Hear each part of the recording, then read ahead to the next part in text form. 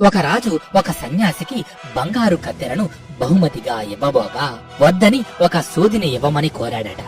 మిత్రమా, ప్రయత్నం చేసి ఓడిపో, కానీ ప్రయత్నం చేయడంలో మాత్రం ఓడిపోకు.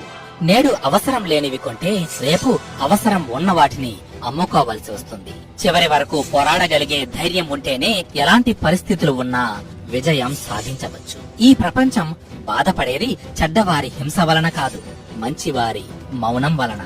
నా విజయాలను బట్టి నన్ను అంచనా వేయకండి. నేను ఎన్నిసార్లు పడిపోయాను, మళ్లీ తిరిగి ఎన్నిసార్లు లేచాను అన్న దానిని బట్టి అంచనా వేయండి అంటారు నెల్సన్ మండేలా. నీ ఖర్చులను తగ్గించుకోవడం కంటే నీ ఆదాయాన్ని పెంచుకోవడం చాలా ముఖ్యం. నీ కలలను తగ్గించుకోవడం కంటే నీ స్ఫూర్తిని పెంచుకోవడం చాలా ముఖ్యం అంటారు రాబర్ట్ కియోసాకి. కుదిరితే పరిగెత్తు, లేకపోతే నడువు, అది చేత కాకపోతే పాకుతూ పో, అంతేగాని ఒకే చోట అలా కదలకుండా ఉండిపోకు అంటారు శ్రీశ్రీ.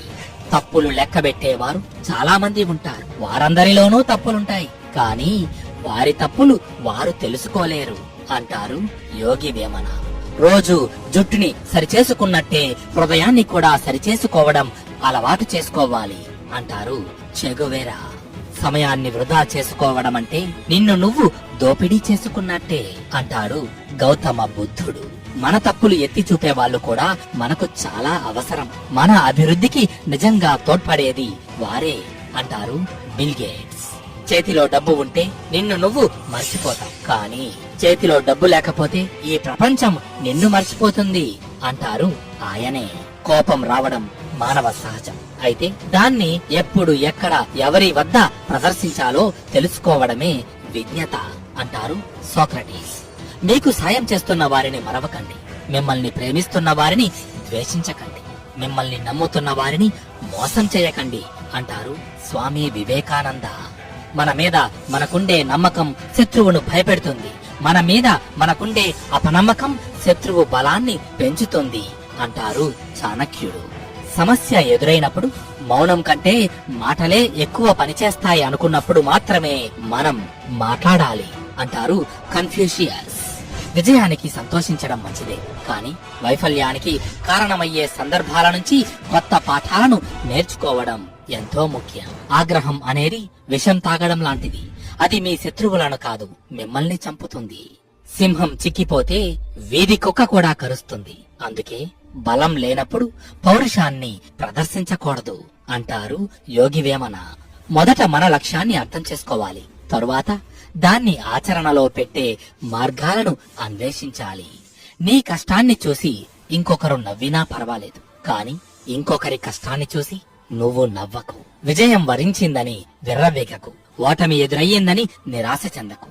విజయమే అంతం కాదు, ఓటమి తుది మెట్టు కాదు. నీ వెనుక ఏముంది, ముందేముంది అనేది నీకు అనవసరం. నీలో ఏముంది అనేదే ముఖ్యం. ఒక్క క్షణం సహనం కొండంత ప్రమాదాన్ని దూరం చేస్తే, ఒక్క క్షణం అసహనం మొత్తం జీవితాన్నే నాశనం చేస్తుంది. మందలో ఒకరిలా ఉండకు, 100లో ఒకరిలా ఉండేందుకు ప్రయత్నించు. మొదట మన లక్ష్యాన్ని అర్థం చేసుకోవాలి, తరువాత దాన్ని ఆచరణలో పెట్టే మార్గాలను అన్వేషించాలి. ఆస్తులు సంపాదించలేదని, కన్నవారి మీద కోరికలు తీర్చలేదని దేవుడి మీద ద్వేషం పెంచుకోకు. కానీ పెంచటం వరకే కన్నవారి బాధ్యత, కాపాడటం వరకే దేవుడి బాధ్యత. సంపాదించడం, సాధించడం నీ ప్రయత్నం మీద ఆధారపడి ఉంటుంది. తలుచుకుంటే నీ తలరాత ఇంతే అన్న వాళ్ళు కూడా నీ ముందు తలదించుకునేలా చేయగల సత్తా అనేది. అలాంటిది ఇప్పుడొచ్చిన ఆ కాస్త కష్టానికే తలంచేస్తే ఎలా? భయాలతో బంగారు మంచంపై పడుకోవడం కన్నా ఎలాంటి భయం లేకుండా నేలపై దర్జాగా పడుకోవడం మేలు. మీరు నిజంగా శ్రద్ధ వహించి మీ పని చేస్తుంటే మిమ్మల్ని నెట్టబడవలసిన అవసరం లేదు. మీ లక్ష్యమే మిమ్మల్ని ముందుకు లాగుతుంది. మన జీవితంలో కొన్ని తప్పులు కావాలని చేస్తే, కొన్ని తప్పులు అనుకోకుండా చేస్తాం. చేసిన తప్పులు గుణపాఠం నేర్పిస్తే, అనుకోకుండా చేసిన తప్పులు జీవిత పాఠాలు నేర్పిస్తాయి. తెలివైన వాళ్ళు 3 రకాలు. 1, తొందరపడకుండా అవకాశం కోసం చూసేవారు. 2, అవకాశాన్ని తామే సృష్టించుకునేవారు. 3, ఎప్పుడు ఎదురు చూడాలో, ఎప్పుడు అవకాశాన్ని సృష్టించుకోవాలో తెలిసినవారు. ఈ 3వ రకం వారే నిజమైన తెలివిగలవారు. నేటి నిజాల విషయానికి వస్తే, తిండి లేక చస్తున్న వారి కంటే తినలేక చస్తున్న వారే ఎక్కువ. ఎవరూ లేక అనాథలు అవుతున్న వారి కంటే అందరూ ఉండి అనాథలవుతున్న వారే ఎక్కువ. బాధలో చేరదీసే వారి కంటే బాగున్నోళ్లను బాధించేవారే ఎక్కువ. మంచోళ్ల కంటే ముంచేవాళ్లే ఎక్కువ. ఇక్కడ అత్యంత కష్టమైనవి ఏంటో తెలుసా?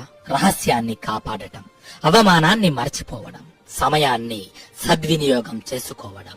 మిత్రమా, మనిషికి స్వార్థం ఉండాలి. కాకపోతే అది నిన్ను నువ్వు కాపాడుకునేంత ఉండాలే తప్ప ఎదుటి వారిని ముంచేంత ఉండకూడదు. నీకు కావాల్సిన వాటి గురించి పోరాడకుండా కోల్పోయిన వాటిని తలుచుకుని బాధపడటం మూర్ఖత్వమే అవుతుంది. నేను అనే భావనతో ఉండేవారు అందరూ ఉన్న ఒంటరి వారే. మనం అనే భావన ఉన్నవారికి ప్రపంచమంతా ఓ కుటుంబమే. ఒక విత్తనం భూమిని చీల్చుకుని మొక్కలాగా ఎదిగేటప్పుడు ఎలాంటి శబ్దమో చేయదు. కానీ అదే వృక్షం భూమిపై కూలినప్పుడు పెద్ద శబ్దం చేస్తుంది. పతనంలో శబ్దం ఉంటుందేమో గాని ఎదగడంలో మాత్రం నిశ్శబ్దంగా ఉండాలి. నేర్చుకోవడం ఎప్పుడూ మానుకోకు. ఎందుకంటే జీవితం ఎప్పుడూ ఏదో ఒకటి నేర్పిస్తూనే ఉంటుంది. కొంతమందికి గర్వం, అహంకారం ఉంటాయి, తప్పులేదు. కానీ ఎవరి మీద ఎప్పుడు చూపించాలో అప్పుడే చూపించాలి. అంతేగాని ఎవరి మీద పడితే వారి మీద చూపిస్తే మాట్లాడడానికి మనుషులు కరువైపోతారు మిత్రమా. విత్తనం మంచిది అయితే ఎక్కడ విసిరినా బ్రతికి మహావృక్షంగా ఎదుగుతుంది. అలాగే కష్టపడే తత్వం గలవారు ఎన్ని అడ్డంకులు ఎదురైనా అనుకున్న లక్ష్యాన్ని చేరుకుంటారు. మిత్రమా, విజయం గొప్పది కాదు, సాధించిన వ్యక్తి గొప్ప. బాధపడడం గొప్ప కాదు, బాధను తట్టుకోవడం గొప్ప. బంధాలు గొప్ప కాదు, వాటిని నిలబెట్టేవారు గొప్ప. మనకు శత్రువులు పెరిగిపోతున్నారంటే మనం తప్పు చేస్తున్నామని కాదు, తప్పు చేసే వాళ్లకు అది తప్పని చెబుతున్నామని. తనకు కష్టం వస్తే కష్టాలు మంచి వాళ్ళకే వస్తాయి అంటారు తప్ప తాము ఏమైనా పాపం చేశామేమో అని అనుకోరు. అదే కష్టాలు ఎదుటి వారికి వస్తే చేసిన పాపాలు ఊరికే పోతాయా అని అంటారు. తమ కష్టానికి కారణాన్ని తెలుసుకొని ఎదుటి వారి కష్టాన్ని సానుభూతితో అర్థం చేసుకునేవారే నిజమైన మనుషులు. ధనం ఎప్పటికీ చెడ్డది కాదు, అది అందరి దగ్గర ఒకేలా ఉంటుంది. కాకపోతే దానిని ఉపయోగించుకునే మనిషి మాత్రం అవసరానికి తగ్గట్టు తన రంగులు మారుస్తూ ఉంటాడు. రాని అవకాశాల కోసం చూడడం దురాశత్వం, ఉన్న అవకాశాలను వదిలేసుకోవడం అలసత్వం, లేని అవకాశాలను సృష్టించుకోవడం నాయకత్వం. అనుభవం నేర్పిన పాఠాలకు విలువ ఎక్కువ, ఆచరిస్తూ చెప్పే మాటలకు ఆదరణ ఎక్కువ, ఇష్టంతో చేసే పనులకు విజయాలు ఎక్కువ, ఎదుటి వారిలో మంచిని చూసే మనసుకు ప్రశాంతత ఎక్కువ. నువ్వు కన్న కల పగిలి 100 ముక్కలయ్యింది అనుకో, వాటిలో ఒక్కో మొక్కను తీసుకోవడానికి వెనకాడవద్దు. ఎందుకంటే మరో కొత్త ఆరంభానికి అదే నీకు ఆధారం. ప్రపంచంలో అతి ఖరీదైన వస్తువు నమ్మకం. సంపాదించుకోవడానికి సంవత్సరాలు పడుతుంది, పోగొట్టుకోవడానికి క్షణం మాత్రమే పడుతుంది.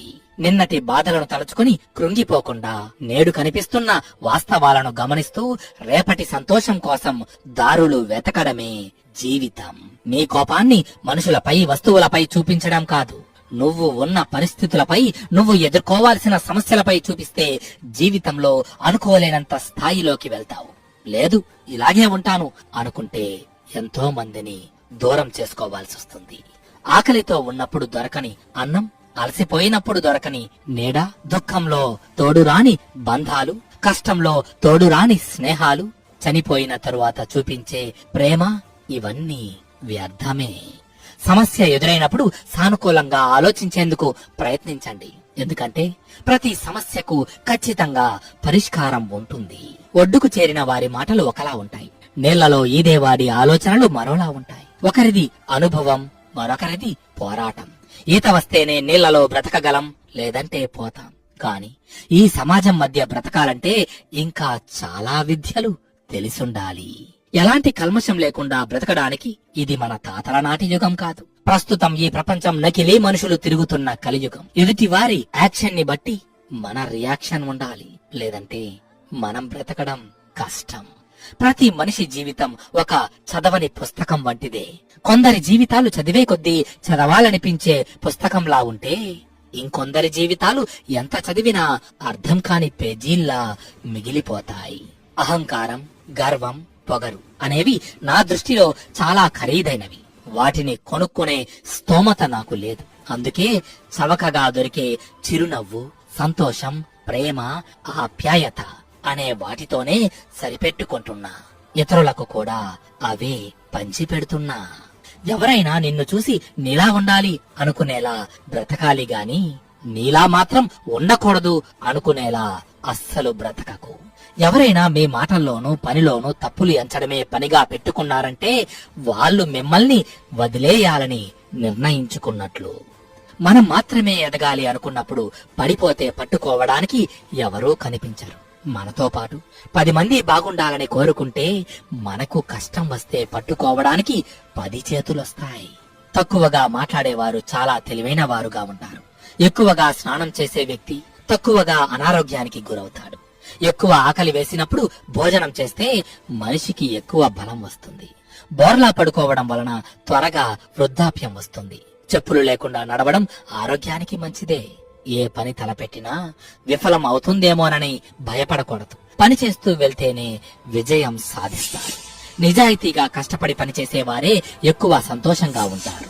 మిమ్మల్ని విమర్శించే వారికి, మీరంటే అసూయ పడేవారికి, ఎల్లప్పుడూ నెగిటివ్ ఆలోచనలు ఉన్నవారికి దూరంగా ఉండాలి. ఒక రాజు ఒక సన్యాసికి బంగారు కత్తెరను బహుమతిగా ఇవ్వబోగా వద్దని ఒక సూదిని ఇవ్వమని కోరాడట. రాజు నుంచి సన్యాసి సూదిని తీసుకుంటూ కత్తెర వద్దని ఎందుకన్నానంటే దానికి విడదీసే స్వభావం ఉంది, సూదికి కలిపే స్వభావం ఉంది. ఈ రోజుల్లో మనుషులకు కావలసింది కత్తెర కాదు, సోది అని బదులిచ్చాడట. జీవితం నాకు ఒక సవాల్ విసిరింది. నిన్ను రోజూ ఏడిపిస్తానని. నేను కూడా దానికి ఛాలెంజ్ చేస్తున్నా. జీవితంలో వచ్చే ప్రతి కష్టాన్ని ఆనందంగా ఎదిరిస్తా అని. మిత్రమా, జనం దృష్టిలో మంచి చెప్పినవాడు ఎప్పుడూ చెడ్డోడే, చెడు చెప్పినవాడు ఎప్పుడూ మంచోడే. ఎలాగంటే కాటు వేసే పాముకే పాలు పోస్తారు, కాని మనకు నీడనిచ్చే చెట్టుకు మాత్రం కనీసం నీళ్లు కూడా పోయారు. అవకాశం వస్తే నిలువున నరికేస్తారు. ఏమీ తెలియని పసితనంలోనే జీవితం ఎంతో అద్భుతంగా అనిపించేది. ఓ వయసంటూ వచ్చాక బాధలు తప్ప సంతోషమే కరువయ్యింది. మనం హైలో ఉన్నప్పుడు హాయ్ చెప్పేవాళ్ళు కాదు, మనం లోలో ఉన్నప్పుడు హాయినిచ్చే వాళ్ళే మనోళ్ళు. కెరీర్ కంటే ఏదీ ముఖ్యం కాదు. ఇవ్వాల్సిన సమయంలో దానికి ఇవ్వాల్సిన ఇంపార్టెన్స్ ఇస్తే మనకివ్వాల్సిన ఇంపార్టెన్స్ ను ఆటోమేటిక్ గా అది ఇస్తుంది.